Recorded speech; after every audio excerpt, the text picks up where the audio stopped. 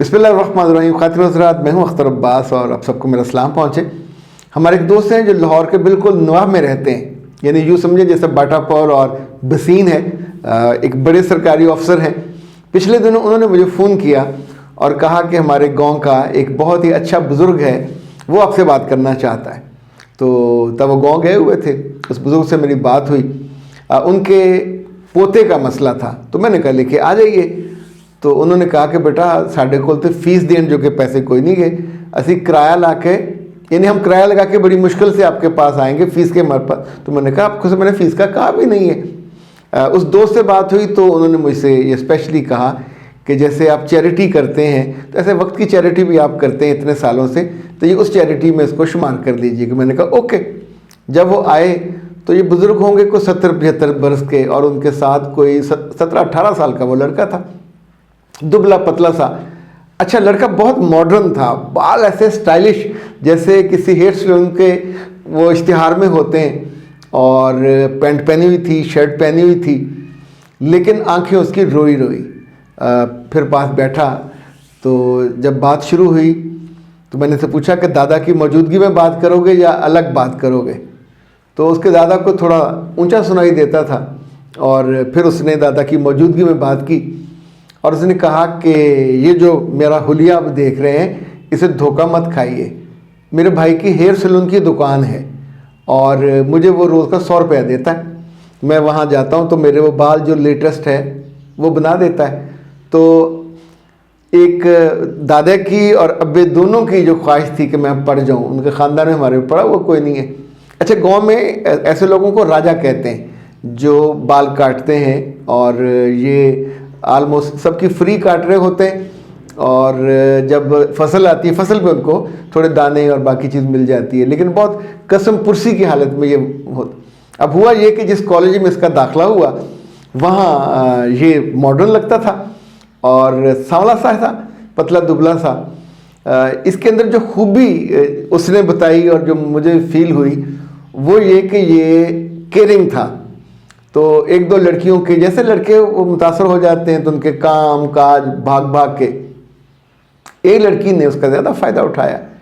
तो वो जो पैसे उसे घर से मिलते 100, 50, 150, 200 वो तंग होता और उसमें से चिप्स और रोज़ बिस्कुट ला ला के उसको अच्छा जो उसकी औकात थी वो करता रहा। तकरीबन 4 से 5 माह इसमें लगे और दोनों की इतनी दोस्ती और वो उठना बैठना। फिर एक रोज़ उस लड़की ने कहा कि तुम क्या और तुम्हारी औकात क्या, तुम मेरे काबिल हो, कभी तुमने अपनी शक्ल देखी है, सांवला सा तुम्हारा रंग, उसने वैसे काला कहा था कि काला सा तुम्हारा रंग है और नाइयों के ख़ानदान से तुम हो। यानी ऐसी उसने बेहूदगी की कि इन 4-5 सालों की जो खुशी उसकी ज़िंदगी में थी वो सारी गारत हो गई। और जब मेरे पास वो आए तो इस बात को 1 हफ़्ता हो चुका था। उसने कहा मैंने पूरी ज़िंदगी में इतने आंसू नहीं बहाए जितने इस 1 हफ़्ते में आंसू बहाए। अच्छा उसकी बात सुनने के बाद मैंने उस बच्ची के बारे में कुछ इस्तफसारात किए, सवाल किए।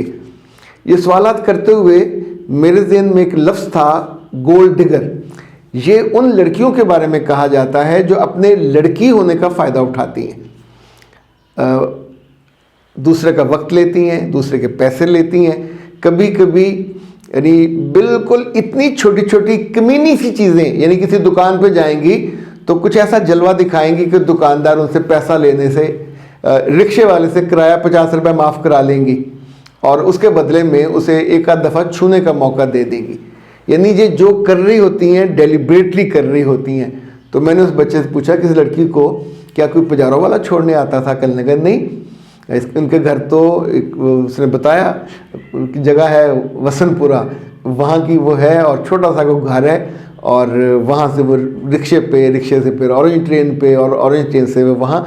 तो यानी गुर्बत की मारी हुई वो भी थी। याद रखिएगा ये बच्चों को और अपने बेटों को ये बात समझाना बहुत ज़रूरी है कि जहाँ वो जाते हैं खूबसूरत लड़के वाली लड़की, जैसे इस लड़के को देख के आप ये धोखा खा सकते हैं कि उसके जो बाल स्टाइलिश हैं वो ऐसे करके मारे तो वो जो जुल्फ़ें जाती हैं बड़ा खूबसूरत लगता है जैसे फिल्मों में होता है। इसी तौर पे बाज़ार से अब लंडे की पैंटें तो आम मिल जाती हैं 100-150 में, 150 की, तो जगह जगह गाड़ियों पे लोगों ने शर्टें भी लगाई हुई हैं। तो जैसे आपको समझ आती है अब चीज़ें वो सीख लेते हैं। लेकिन अब उसको जो मेंटली शॉक पहुंचा है, जो उसको नुकसान हुआ है, उसने पढ़ाई छोड़ दी है। वो कह रहा है मेरी इतनी इंसल्ट हुई है, और उस बेवकूफ़ ने किसी और के साथ उसके बाद ताल्लुक़ बनाया, वहाँ से उसने एक और के साथ ताल्लुक़ बनाया। यानी she keep on shifting and switching and jumping. नए से अब जो मोदी उसको मिला है वो गाड़ी वाला है, इससे पहले वाला मोटरसाइकिल वाला था, ये पैदल वाला था।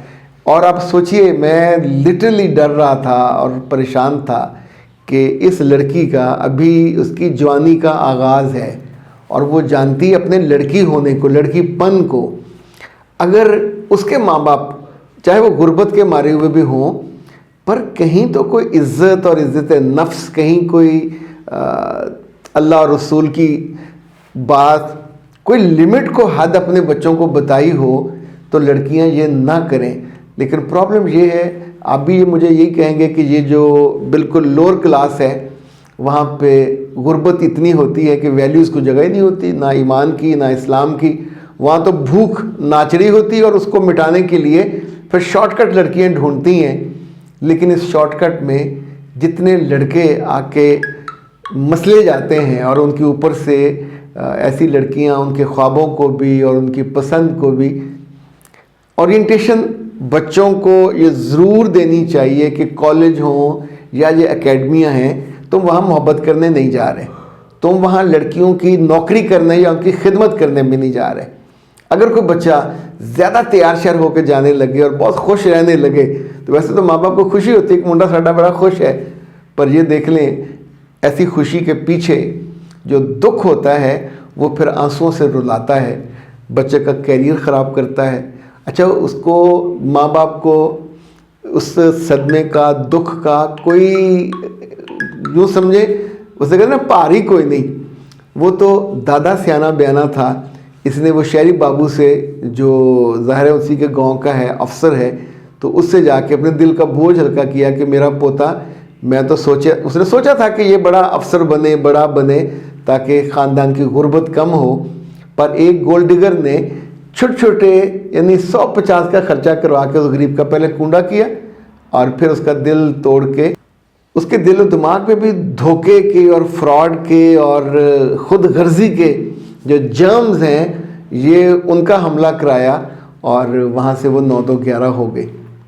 ऐसे बच्चे, उनको ठीक होने में कुछ वक्त लगता है, लेकिन उस दौरान आप सोचें कि इंसानों पर से, मोहब्बत पर से, और शायद अपने मुस्तकबिल पर से भी एतमाद उठ जाता है। अल्लाह का शुक्र है, जाते हुए काफ़ी वो बेहतर था। असल में उसके लिए तो ये गोल्ड डिगर का लफ्ज़ ही बिल्कुल नया था। जब उसको मैंने उसका कॉन्सेप्ट बताया कि ये लड़कियां किसी भी उम्र में किसी जगह भी मिल सकती हैं, जो लड़की अपने लड़कीपन को बेचे और उसकी वजह से लड़कों से या टीचरों से, इवन दुकानदारों से, रिक्शे वाले से, किसी से भी कोई एक्स्ट्रा एडवांटेज ले, in terms of money, in terms of कोई छोटी प्रोडक्ट, इन टर्म्स ऑफ कोई भी इवन मार्क्स, और ये नाकाबिल एतबार होती हैं। इन पे कभी एतबार नहीं करना चाहिए। इतनी बंदे की आंख में तो पहचान बन जानी चाहिए जैसे जैसे अब बड़े होते हैं। अख्तर अब्बास को इजाज़त दीजिए। अस्सलाम वालेकुम।